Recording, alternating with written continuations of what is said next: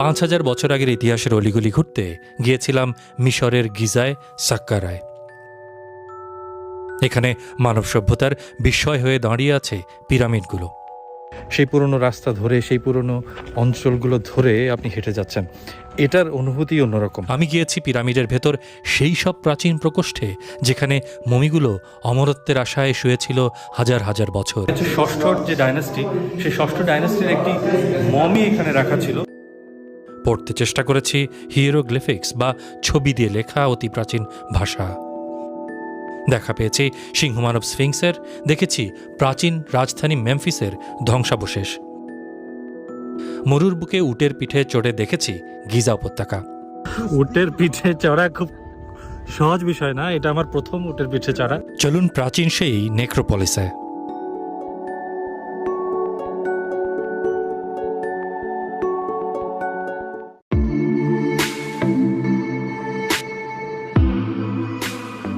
সাহারা মরুর বুকে সকাল হয়, সূর্যকে জ্যামিতিক অভিবাদন জানায় বিরাট এই পাথুরে পিরামিডগুলো।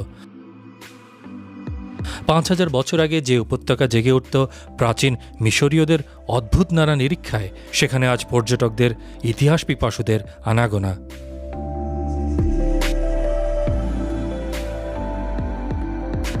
আজও এই নেক্রোপলিস পেরোনোর সময় পথিকের ঘোর কাটে না। বিস্ময় নিয়ে তিনি দেখেন কি অপরিসীম রহস্য নিয়ে দাঁড়িয়ে এমন প্রকাণ্ড নির্মাণ। খ্রিস্টপূর্ব ২য় শতকের গ্রিক কবি আন্তিপাতেরের কবিতায় প্রাচীন পৃথিবীর যে সপ্তাশ্চর্যের তালিকা উঠে আসে, তাতে যেসব অবকাঠামোর নাম দেয়া হয়েছে তার মধ্যে কেবল গিজার দ্য গ্রেট পিরামিডই এখনও দৃশ্যমান। তবে মিশরের সবচেয়ে পুরনো পিরামিড কিন্তু এটি নয়। প্রায় ১৮ কিলোমিটার দক্ষিণে সাক্কারা নামের এক গ্রামে আমাদের প্রথম গন্তব্য সেই গ্রাম। সঙ্গে গাইড সোনিয়া ইব্রাহিম, তিনি আমাদের ঘুরিয়ে আনছেন ইতিহাসের নানা অলিগলি। যেতে যেতে আপনারাও শুনুন ফারাও রাজাদের গল্প।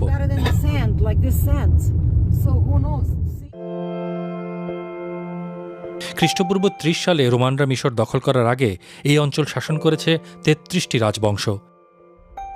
মোটা দাগে এই রাজাদেরই ফারাও বলতেন স্থানীয়রা।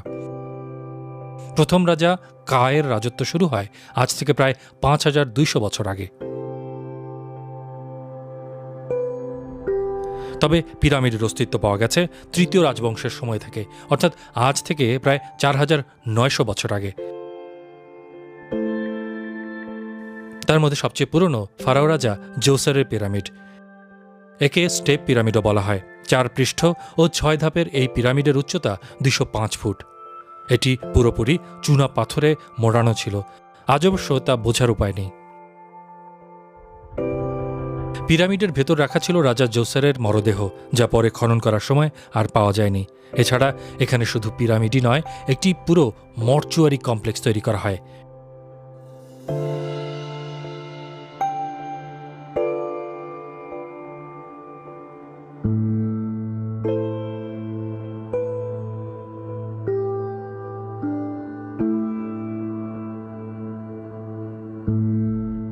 সেখানে উল্লেখযোগ্য ২৫০০ ফুট বিস্তৃত এই পরীক্ষা।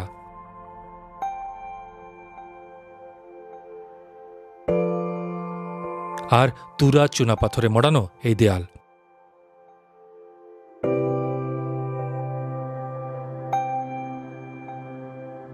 Feel the difference between original and what had been restored using same stone, using same limestone. Should be 5,000 years old. It is 2700 BC. Saqqara গ্রাম জুড়ে বিভিন্ন রাজবংশের সময় তৈরি আরও অনেক পিরামিড পাওয়া গেছে। রক্ষণাবেক্ষণের কাজে স্টেপ পিরামিড বন্ধ থাকায় আমরা ভেতরে যেতে পারিনি। তবে যাচ্ছি পাশেই ষষ্ঠ রাজবংশের রাজা তেতির পিরামিডের ভেতর। আজ উপর থেকে পাথরের ঢিবির মতো দেখালেও এর ভেতরে রয়েছে আশ্চর্য এক আবিষ্কার। See, this is what they did during the clearing it from sand. This is what they found. The blocks that they used for casing the pyramid. Okay? This is how far it goes, not that little pyramid that it looks now. Okay? Would be very big. সুড়ঙ্গের মতো এই পথে প্রায় হামাগুড়ি দিয়ে ভেতরে যেতে হলো আমাদের।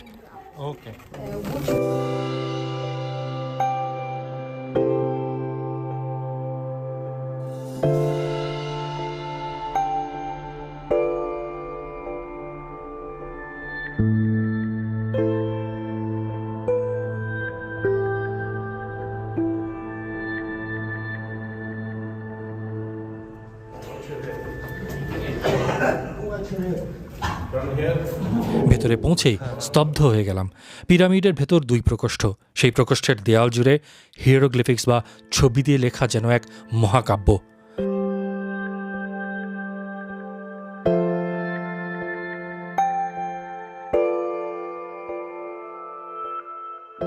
এগুলো মূলত অন্ত্যেষ্টিক্রিয়া সংক্রান্ত লেখা।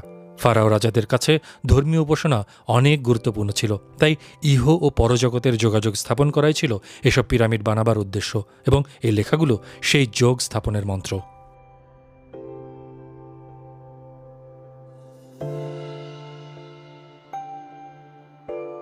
মিশরে এখন পর্যন্ত 100টিরও বেশি পিরামিড মিলেছে, যার মধ্যে 11টিতে এমন প্রাচীন খোদাই করা লেখা পাওয়া গেছে।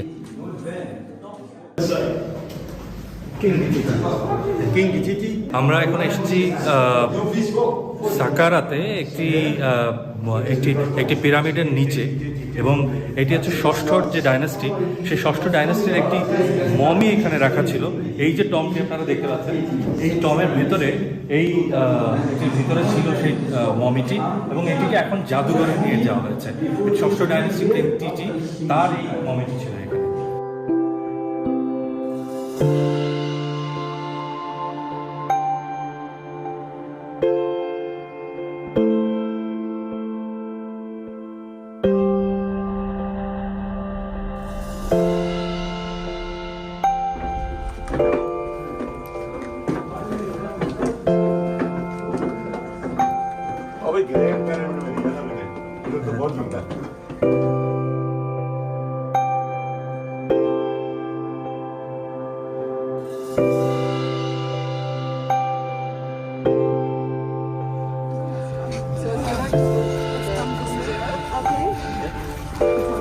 তিতির পিরামিডের ভেতর ছবিগুলোর রং উঠে গেলেও পাশেই রাজা তেতির দরবারের প্রধান বিচারক কাগেমনির সমাধিতে অনেক ছবির এখনও রং আছে।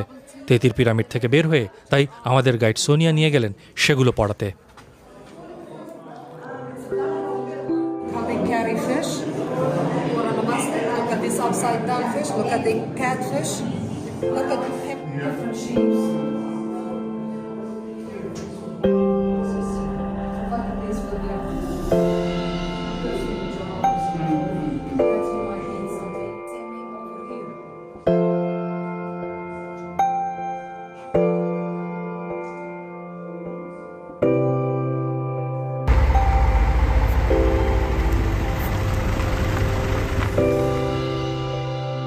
মিশর সভ্যতা পৃথিবীর অন্যতম পুরনো এক সভ্যতা, এবং একটা পুরনো সভ্যতার ধ্বংসাবশেষ।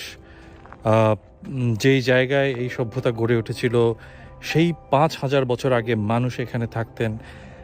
এই জায়গাটি সেই মিশরের তখনকার যে রাজধানী, সেই রাজধানী গড়ে উঠেছিল নীল নদের ধারে, এবং সেই সভ্যতার মধ্য দিয়ে আপনি সেই পুরনো রাস্তা ধরে, সেই পুরনো অঞ্চলগুলো ধরে আপনি হেঁটে যাচ্ছেন। এটার অনুভূতি অন্যরকম।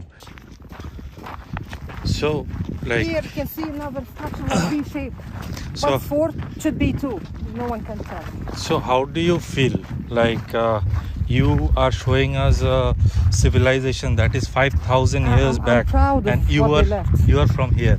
I'm so proud of, what I'm taking you to. I'm so proud of what my great grandparents left here in Egypt. Nothing else. I can't express my feeling, Just one word, I'm so proud of. That's it. And like, why did you choose this profession? Just to like? 'Cause I like it. I like history. Okay. I like history. It's my favorite subject. So that's why I do I like what I'm doing, By ramps, okay, by slides to...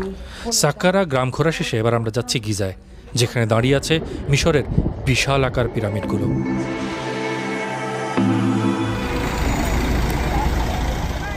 বাইরে থেকে ticket কেটে ঢুকতে হয় pyramid কমপ্লেক্সে। আবার প্রতিটি পিরামিডের জন্য আলাদা প্রবেশ ফিও রয়েছে। আমাদের টিকিটগুলো গাইডই কিনলেন।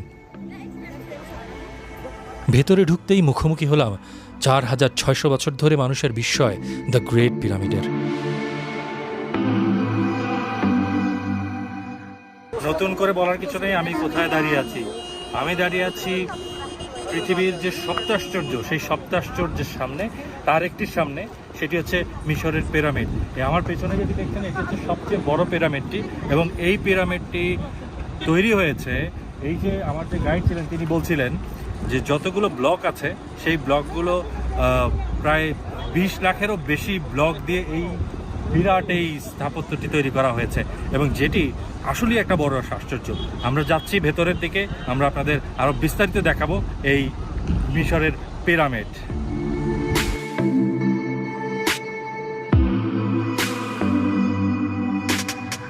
সঠিক হিসেব করে বললে 23 লাখ পাথরের ব্লক দিয়ে তৈরি এই পিরামিড। এগুলোর ওজন 60 লাখ টন।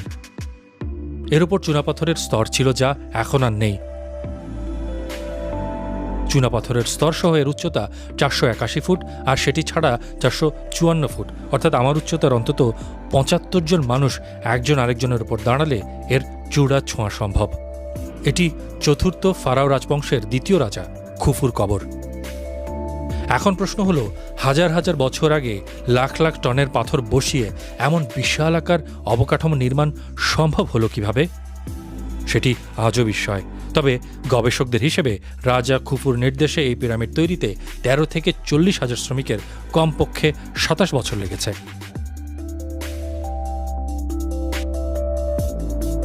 চুনাপাথরের প্রলেপ অবশ্য দ্বিতীয় বড় পিরামিডটির মাথায় এখনও আছে।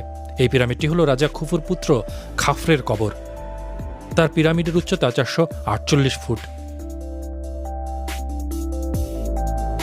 আমি ঢুকলাম রাজা খাফরের পিরামিডের ভেতর। সরু লম্বা পথ, মাথা নিচু করে অনেকটা হেঁটে তারপর পৌঁছাতে হয় পিরামিডের ভেতর।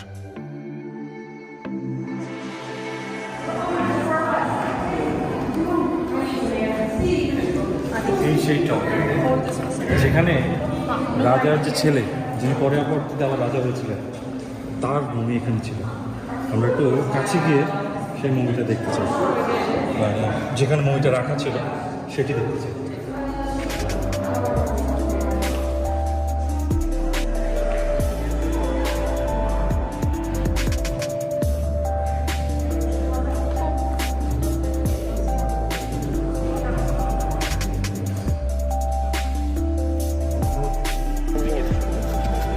এই পিরামিডটি থেকে বের হতে হতে ভাবি, কি আশ্চর্য, একজন মানুষকে কবর দিতে কি বিরাট আয়োজন।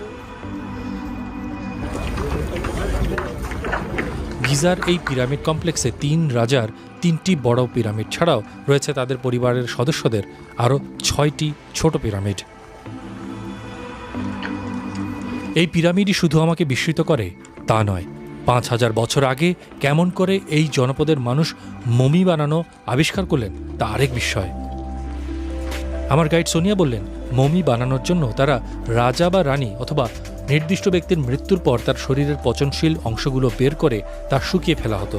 তারপর লিনেন কাপড় দিয়ে শরীর ও অঙ্গগুলো বেঁধে ফেলা হতো। পুরো প্রক্রিয়ায় 40 দিন লাগত। ফারাও রাজা তুতেনখামুন, রামেসেস সেতি সহ অনেক রাজা ও রানীর মমি পাওয়া গেছে। গিজা কমপ্লেক্সে এছাড়া রয়েছে পৌরাণিক চরিত্র স্ফিংসের বিশাল এক ভাস্কর্য।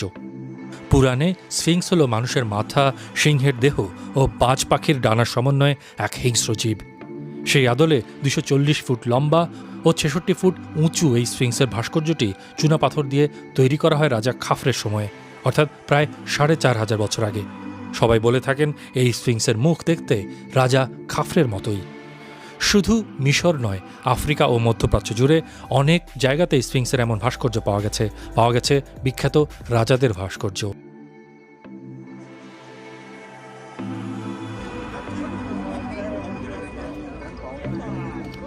পিরামিড আর ফারাও রাজাদের ইতিহাস খুঁজতে খুঁজতে কখন যে বেলা হলো বলা মুশকিল। কিন্তু মরুর বুকে এসে উটের পিঠে চড়া হবে না তা তো হতে পারে না। পিরামিডের ভেতর শুধু উট নয়, ঘোড়ার গাড়িও মেলে। আপনি চাইলে এগুলোতে চড়ে ঘুরে বেড়াতে পারেন, তবে দাম ভালো করে ঠিক করে নেওয়া ভালো। এখন যাচ্ছি উট চড়তে। সামনে যিনি উটের চালক তিনি তাকে অনুসরণ করে এগুচ্ছি। যে উটটিতে উঠবো, উঠে একটু এই এলাকাটি ঘুরে দেখতে হবে।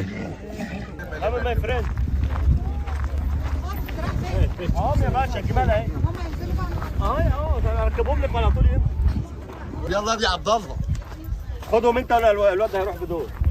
تعالى ورايا انت ورايا خد انت وروح. Hold it here and lean back. خد يلا يا عبد الله هنا دول الستة وتعالى برضه lean back. Come my friend, come in.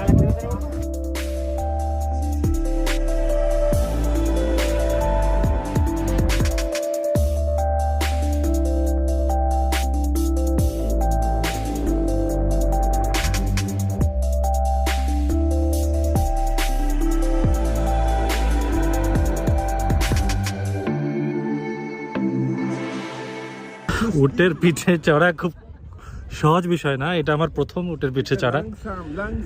এই পিরামিডের কাছে এসে এইখানে যে মরুভূমিতে আমরা এখন উটের সাওয়ার করছি। আমাদের পিছনে আরো অনেকে আছেন যারা উটের, অনেক টুরিস্ট আসছেন, পর্যটক আসছেন এখানে উট চড় করছেন। আমার পেছনেও আছেন একজন আমার সহকর্মী আতিফ বলজ, সামনে অশোক কুমার। আমরা আসলে এই দেখার চেষ্টা করছি একটু ঘুরে উট থেকে পিরামিড। এবং আমার পেছনে দেখতে পাচ্ছেন একদিকে সূর্য অস্ত যাবে কিছুক্ষণ পর এবং দূরে মরুভূমিতে দেখা যাচ্ছে একের পর এক উট সারি সারি। তা আমিও এরকম একটা উটে চড়েছি, তো দেখতে পাচ্ছেন। আমরা কিছুক্ষণ চললাম এই উটে করে, এখন আমরা ফেরত যাব। আমাদের যে ট্যুরিস্ট গাইড আমাদের জন্য অপেক্ষা করছেন। সূর্য পশ্চিম দিকে হেলে পড়েছে কিছুটা। বিদায় নিতে হবে 5000 বছর পুরনো এই জনপদ থেকে। পিরামিডের এই ভ্রমণ কেমন লাগলো জানাবেন। আবার দেখা হবে অন্য কোনো জনপদে, নতুন কোনো ইতিহাসের দরজায় কড়া নাড়তে নাড়তে।